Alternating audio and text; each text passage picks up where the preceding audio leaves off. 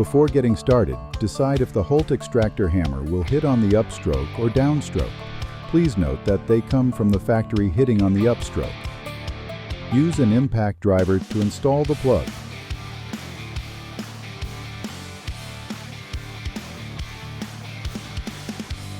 Apply a lubricant to all smooth machined parts. We use a 50-50 mixture of whey oil and lithium grease. The lubricant will allow the piston sleeve and porting ring to slide on without binding.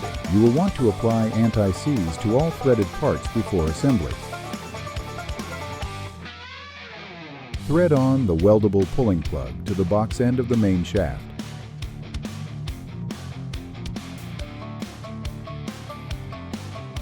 Now slide the piston sleeve over the main shaft till it stops. Next, slip the porting ring over the tip with the smooth, shiny side facing up. Thread on the top sub and be sure it shoulders up flush to the porting ring. Now you are all set. Your extractor hammer is ready for use. Switching your extractor hammer to hit on the downstroke is as easy as removing the NPT plug from the bottom of the main shaft and threading it into the top. Flip the hammer over and you're all set.